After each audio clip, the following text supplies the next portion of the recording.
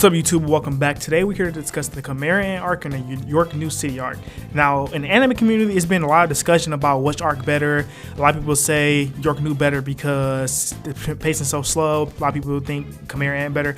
And I'm here to say what's in for all, what I think is better, give me some reasons why I think that arc is better. Now, I'm not going to spoil it. I mean, y'all can pretty much see what arc I think is better going through the video, but I'm not going to spoil it. So when comparing these arcs, we're going to divide into 6 different categories: story, antagonists, emotional moments, action, characters, and pacing. So whoever has the most votes in each respective category, that's who or what I would consider the best arc of the series. Now, first, we are doing story.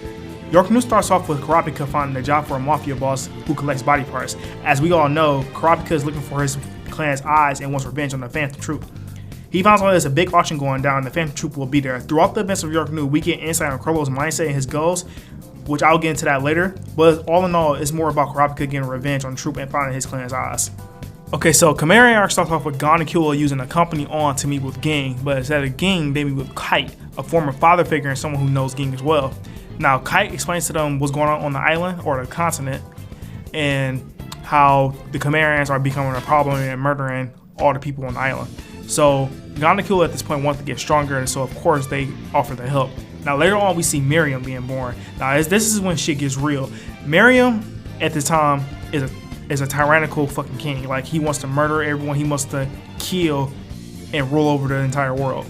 Now later on his motives does change, but all in all this is about the Hunter Association trying to stop the Chimerans from taking over the world and enslaving the human race. Now don't get me wrong, I love a revenge story. I love how Kurapika is going about his revenge story. Like, I absolutely do love it. Although I feel like the Chimera arc story holds more weight to the actual story as a whole, the whole Hunter x Hunter story, and I feel like there's a lot more stakes involved. Now the Phantom Troop, they are some fucking murders. Like, they have murdered a lot of fucking people, but in the Yorknew City arc specifically, they really just wanted to steal all the shit from the auction house. Now they did kill a lot of people, but that's what their primary goal was. So it wasn't really a big threat to humanity as a whole. But in Chimera, they literally wanted to exterminate the human race or make them their slaves or just do everything and rule the world themselves. That's a lot more stakes to it. And also the loss that we experienced during the Chimera and like just the whole tone of it for the story, I think it was done really well, a little bit better than Yorknew. So I feel like story, Chimera arc definitely gets that category. Okay, so now we move on to antagonists. Now, I do believe I speak for a good majority that Meruem is definitely the better antagonist. Now, just not to discredit Chrollo. Chrollo is also a very good antagonist as well.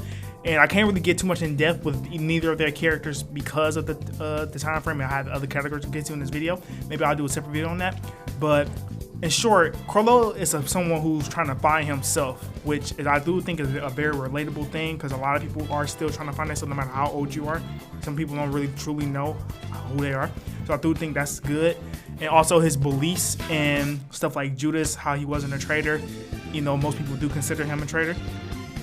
And now for Meruem, the reason I do think Meruem is pretty much better is because I do like his ideals better, how he thinks and how he wants to rule the human race once he becomes king. I also do think that the development with Meruem is done really, really well and better, of course, because we literally, even though it was short, we literally got to see Meruem from birth to death, literally his whole entire life. Like, we got to see him develop from a little child, a tyrannical king, to who he is, well, who he was before he died. And that, I do think that was done very well. So Meruem definitely takes the cake for better antagonist of the series. Okay, so now we move on to emotional moments. Now, this is definitely a no-brainer. For me, I don't know about you guys, but for me, this is definitely a fucking no-brainer. Chimera arc emotional moments is definitely much, much, much above Yorknew City arc and like everything. Like Gon vs. Pito alone and how Killua reacted to that, and then Gon was like, oh, when he lost his arm, he was like, oh, I can finally play Kite now. Like, it was, and that shit was just so fucking cool. And then Meruem, his death scene, oh my lord, like so much shit in Chimera, even though I only named 2. So it's just like a lot of shit that happened in Chimera arc that tugs at the heartstrings. So I definitely feel like that emotional attachment, emotional moments, it definitely goes to Chimera arc, no fucking no-brainer. So now we get to action. Now, don't get me wrong. Kurapika versus Uvogen? I forgot, I don't know how to say his name. That was a really good fight, like a really fucking good fight. It was definitely one of the better ones in the series, up there with Hisoka versus Gon, etc. But I'm gonna have to give the action to Chimera arc once again. It was definitely a lot more fights in Chimera arc than it was in Yorknew. Yorknew really just had fucking massacres of fucking Uvogen massacring the fucking mafia heads. I think they call it the Shadow Beast. And then you have the fucking rest of the fantasy studio just murdering the fucking regular mafia guards and shit. Like, it was just mostly massacres. So it wasn't really that many fights, like actual fights, like on the level of Kurapika versus Uvogen, or literally just like at all.